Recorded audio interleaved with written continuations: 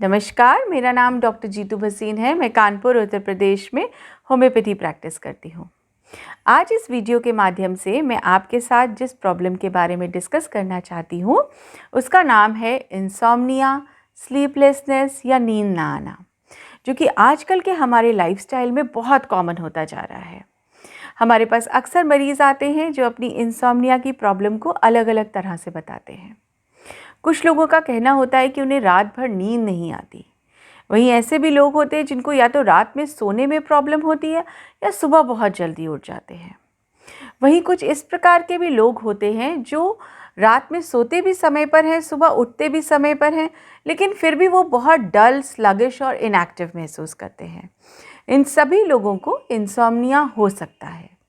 रात की नींद हम सब के लिए बहुत ज़रूरी है। हमारे हेल्दी माइंड, हेल्दी बॉडी के लिए रात को सोना बहुत ज़रूरी है। हमारे आसपास कई ऐसे लोग होते होंगे जो हमें बताते हैं कि 5-6 घंटा सोने के बाद उनकी नींद पूरी हो जाती है। वहीं कुछ ऐसे भी लोग होते हैं जो 8-10 घंटा सोते हैं लेकिन फिर भी बहुत परेशान रहते हैं कि उनकी नींद नहीं पूरी हुई है।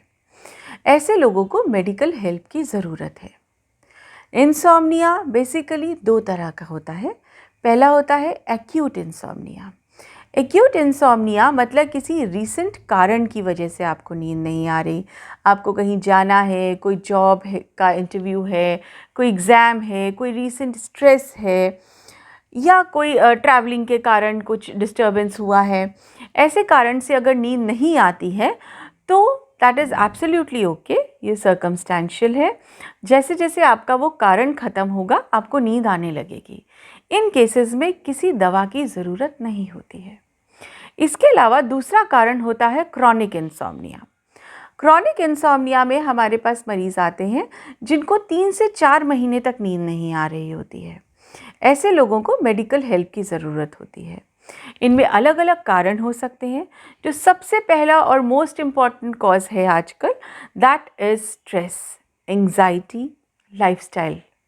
इसकी वजह से अगर नींद नहीं आती है, रात को बहुत देर तक जगने की आदत है या ऐसे ही सुबह देर से उठने की आदत है और उसकी वजह से नींद डिस्टर्ब्ड है, स्लीप साइकिल डिस्टर्ब्ड है, तो इंसोम्निया हो सकता है।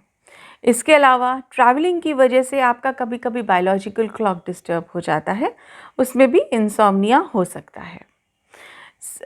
सेकेंड मोस्ट कॉमन कॉज होता है एज। 65-70 जैसे जैसे एज बढ़ती है नर्व्स में डिजेनरेशन होता है, जिसके कारण नींद आने में प्रॉब्लम हो सकती है। Women are more prone to insomnia as compared to male। और औरतों में होने वाले हार्मोनल चेंजेस जो कि मेनोपॉज के समय, प्रेगनेंसी के समय या किसी और कारण से होते हैं, उसकी वजह से इंसोम्निया हो सकता है। इसके अलावा एस्थमा पेशेंट्स जो कि क्रॉनिक एस्थमा पेशेंट्स हो सकते हैं, क्रॉनिक डायबिटिक पेशेंट्स हो सकते हैं, हाइपरटेंसिव पेशेंट्स हो सकते हैं, इन सबको इंसोम्निया हो सकता है। ट्रैंक्विलाइजर्स, एंटी डिप्रेसेंट डिपेंडेंट मरीज़ जो होते हैं, जो इस तरीके की दवाइयाँ लेते हैं जो कि स्टिमुलेंट्स की तरह वर्क करती हैं, उनको इंसोम्निया की प्रॉब्लम हो सकती है।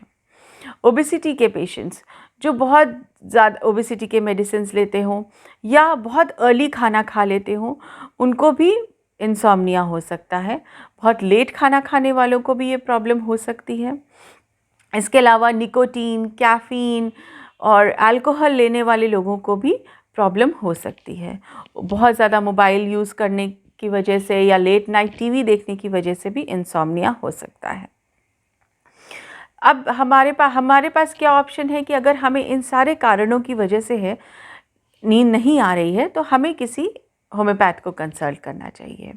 जब आप किसी होम्योपैथ के पास जाते हैं तो वो सबसे पहले आपके केस टेकिंग करते हैं।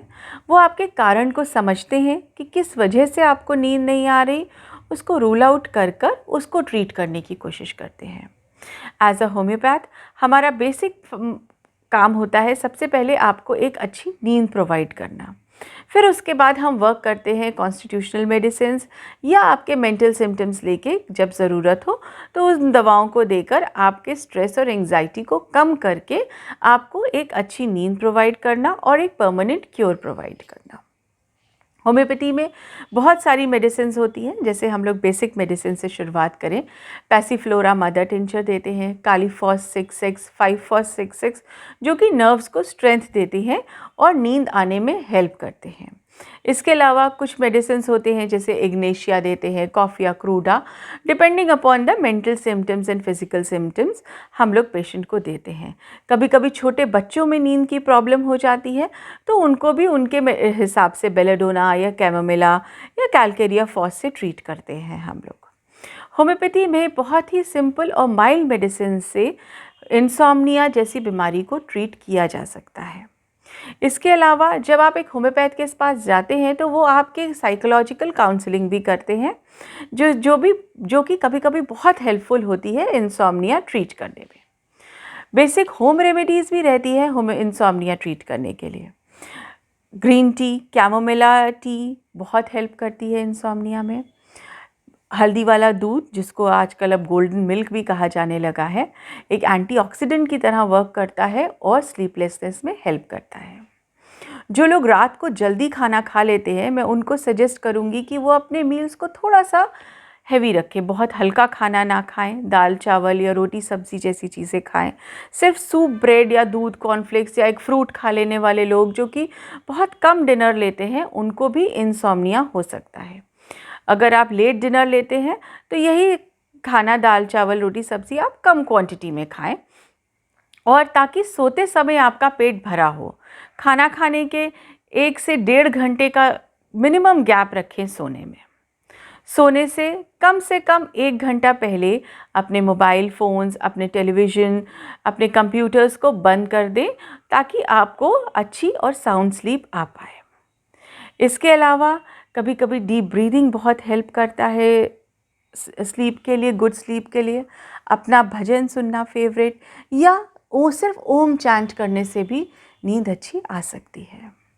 तो ज़रूरी नहीं है कि जो प्रॉब्लम बहुत बड़ी दिखे उसका ट्रीटमेंट भी बहुत बड़ा हो। हम लोग किसी बेसिक चीज़ों से भी उसको ट्रीट कर सकते हैं और परमानेंट क्योर पा सकते हैं। So it's my suggestion to please make homeopathy your first choice, not your last option. Thank you so much. Namaskar.